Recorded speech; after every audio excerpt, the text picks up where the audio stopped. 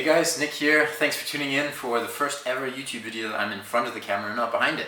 For today's video, I thought we would talk about something that has never ever been done before on YouTube. It's a world premiere. What's in my camera bag? That's been done millions of times. What? Seriously? It's been done before? Oh, okay. Then welcome to yet another What's in my camera bag video. I mean, who doesn't like talking about camera gear, right? So let's dive in.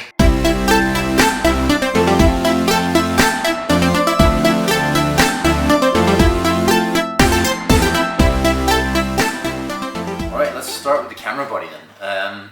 So I shoot with a Nikon. There's always a debate about Nikon, Canon, and so on. So I got into Nikon basically because my first ever camera was given to me by my parents. I don't know if it was a birthday or Christmas present. It must be like 25 years ago. It was a film, F60 I think it was. So my parents always shot on film with Nikon as well. In fact, I've got an old guy here, a Nikon FE. This is never in my camera bag these days, don't worry, but yeah, they always used to shoot on Nikon, so obviously when they gave me my first camera, it was also a Nikon, and since then I've stuck with Nikon. My first digital camera was a D90. I upgraded recently to D7100, so I've always just stuck with Nikon. I always had the lenses, and so I never really had too much incentive to change. I've always been happy with it, so why change? I've got a Nikon D7100 body here. This is the only body I own at the moment.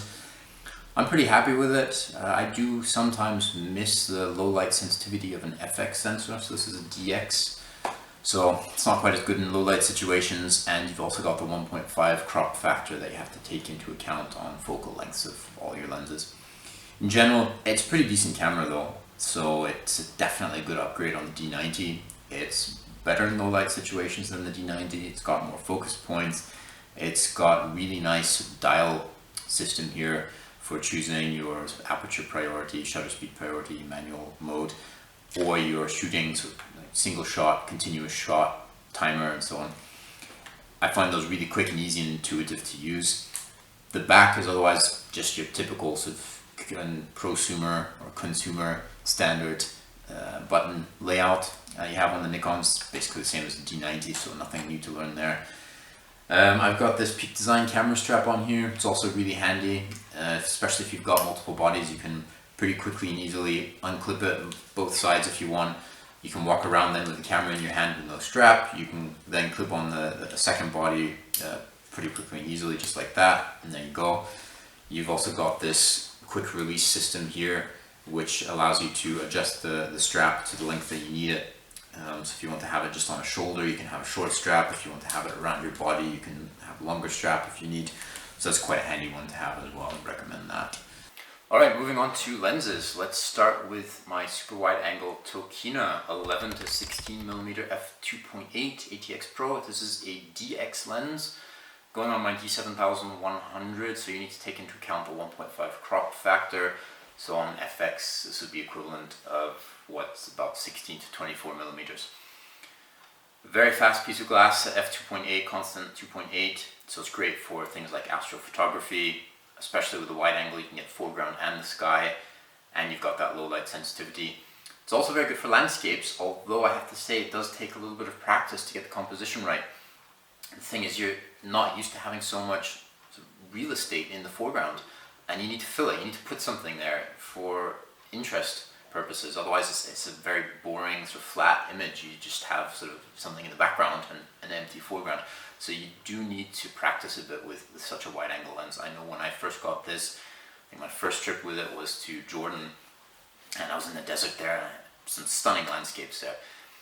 And I was taking pictures, and I wouldn't really worry about the foreground. I just snapped these pictures. I've got some examples here. Let's see. Yeah, here's one. So you've got this really picturesque desert. You've got some rocks in the foreground here. You can kind of see that there are some, but I haven't actually used them in the foreground. So it ends up being just a very sort of one-dimensional picture. It's pretty bad, really. We could do a lot more with that. So by the end of the trip, I think I was starting to realize the mistake I was making, and I just saw that there's a much better example here. This is taken in Wadi Rum at sunset, so you've got the sunset and the rocks in the background, but you've also got this nice textured rock in the foreground, which I've used. So it really fills the depth of the image. You don't have some empty foreground like before. And that's what's difficult with such a wide angle lens. It takes a bit of practice. Once you get used to shooting with it, you get some really stunning images, but you do need to practice a bit with it. But it gives really good image quality, very sharp, especially in the center. Again, with f2.8, you need to be careful because you've got such depth in the image. If you want to get to the foreground and the background in focus, you might need to open it up a little bit. You might want to do focus stacking. That's a different subject for a different video. But yeah, there are options there anyway, so you can definitely get around it, work around it. But I would highly recommend the lens. It's not expensive. I think I paid something like 500 euros for it at the time. And yeah, it's a good alternative to some of the more expensive Nikon lenses, the wide angle lenses. Moving on to the next lens. So the next one is what I basically have on my camera all the time, so I can't hold it actually because it's on the camera right now. It's right here. It's the Sigma 17 to 70 millimeter f2.8 to 4.0. It's my newest lens. I bought it probably about 6 months ago. I'm very happy with it. Again, very sharp. It's an upgrade. So when I first bought a digital camera, I got the D90, like I said, and I got it with kit lens, which was a 18-105 millimeters, not the normal 18-55 millimeter kit lens. And that's a decent lens actually. The 18-105. You have a good focal length on it. The image quality is not too bad, but in the end, I was looking for something with a bit more sharpness. After a while, I found, in particular at the extremes of the focal lengths at certain apertures, there was a bit of softness in the image. So I was looking for something that was a bit sharper and ideally also had better low light sensitivity, and I came across the Sigma. So obviously I'm sacrificing a little bit of focal length from 70 to 105 millimeters, but I gain on the aperture side of things with f2.8 to 4, and so it is quite a fast piece of glass, and it's especially in the center really sharp. I'm very happy with it so far. It's quite versatile. You can do good portraits, get good bokeh with it at f2.8, but you've also got the focal length range where you can zoom in a bit if you want. You've got 17 millimeters, so you can do some good landscape stuff as well. So it's quite a versatile lens. So it's what I have on my camera all the time, basically. I love that word versatile, don't I? I'll try not to use that again. If I use it again, then don't know. I need to think of a punishment. So next lens, to complete my zoom range, I've got this Tamron 7300 millimeters f4 to 5.6. Not the best lens. It's okay. It's not expensive either. You get what you pay for, I guess. No image stabilization, not a particularly fast lens either, so that lets it down a bit. It does complement then the other two lenses I have. So I've got the Tokino, which covers 11 to 16. I've got the Sigma that does 17 to 70, and then I've got, that's my oven. I want to burn the place down. I'm just roasting some butternut squash here and some onion. I'm going to make a nice lasagna with mushroom and sage. It's going to be delicious. If it doesn't work out with the photography thing, maybe I'll make this into a food vlog. Alright, sorry about that. So, where was I? Yeah, I was talking about my Tamron zoom lens here. So like I said, it complements then the Tokina and the Sigma in terms of focal length, so it gives me the 70 to 300.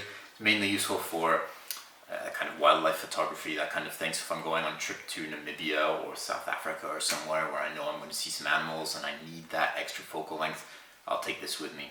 It does the job as long as it's not too dark.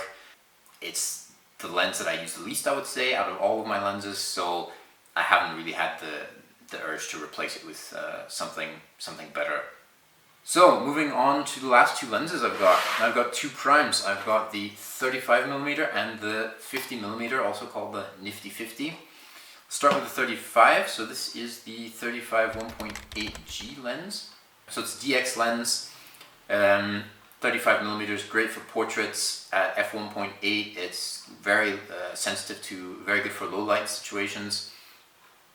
So I would use this mainly at like a wedding or events, indoor portraits, that kind of thing. So it's good in low light, and the 35mm is much better than the 50mm when you're inside.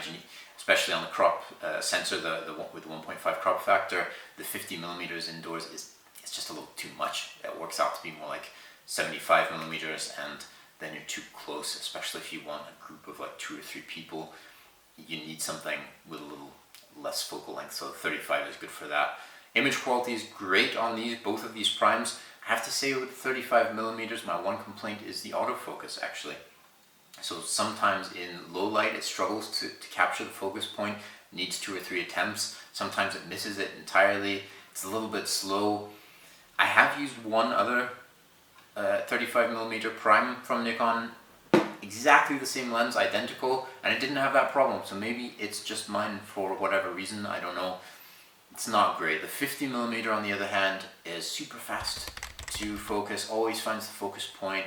Also 1.8, so very fast lens. I actually love this lens. It is super cheap. I think it was 150 euros, something like that. And the image quality, it's just not comparable to the Sigma, the Tamron, the Tokina. It's super sharp. The bokeh is fantastic. This is my go-to lens when I'm doing portraits, especially outside. Really great lens. Highly recommend it. So if you're looking for a lens for portraits, get either the 35 or the 50. They're really good, and for the money, you can't beat them. Alright, moving on to filters. So really the only filter I take with me is this Hoya ND400 filter.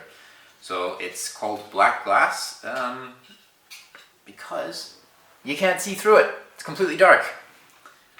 Stops down by sort of 9-10 stops, and allows you to do long exposure photography even in quite a bright environment. So even in daylight you can get exposures 20-30 seconds, and that's particularly useful if you want to capture movement, in particular water. And what I love to use that filter on is sort of at blue hour, just after the sun has set. You get this kind of blue tinge to the sky, to scene, and I love in a city where you have water, like a river flowing through, for example. If you find some sort of striking buildings, you get these, you can smooth the water, the movement of the water, and it gets this sort of glassy, frosted glass effect, which looks fantastic. It makes as a viewer, when you're looking at the image, you're thinking, wow, how did they do that? It's quite a striking look, and so that's what I really love to use it for. I've got some examples here from Berlin, for example. Yeah, something like this. There we go. So this is the government quarter in Berlin, and you have the river Spree, which flows past these buildings, and so you've got this still blue hue in the sky, because you've still got that blue hour glow. It's not completely dark yet, and you get this sort of frosted glass effect on the water. I think these exposures were 2 minutes, something like that. But I mean, at that time of day, you can definitely do sort of 4-8 minutes. You can do longer. I usually do sort of 2 to 4 minutes exposures, and they turn out like this. That's something I really love doing, actually. I really like the effect of it. So that's a great filter to get. Again, it requires a bit of practice with it, but yeah, once you get used to it, it gives you just a different perspective, a different sort of feel to your image. Alright, then I've got a DJI Spark drone. So this is, I use this mainly for sort of landscape, aerial videos, occasionally pictures as well. The pictures aren't that great on it. The video is much better. It's full HD. It's not the sort of top of the line DJI drone, of course. You've got things like the Mavic Air, which give you better image quality. But the Spark is quite good. It's quite light, quite small and compact for traveling. So, and it's really great fun to fly, I have to say. Even if you're not taking pictures or videos, just flying it, seeing a different perspective, bird's eye view of the world is really fun. Then I've got a GorillaPod here. So these things are also great for travel, super light and small. You can bend them whichever way you need. You can always find something to hook them on, whether it's like a tree branch, a fence, something like that. There's always something you can attach this to and just screws into then the bottom of the DSLR, and can definitely easily take a DSLR. So yeah, really flexible. See, I said flexible there, not versatile. Oh, I just said versatile. Obviously not quite as sturdy as a real tripod, but it does the job when you're traveling. So yeah, also highly recommend it. Alright, I think that's all of my gear. So thanks for watching. If you've got any questions, comments, suggestions, drop them into the comment box below.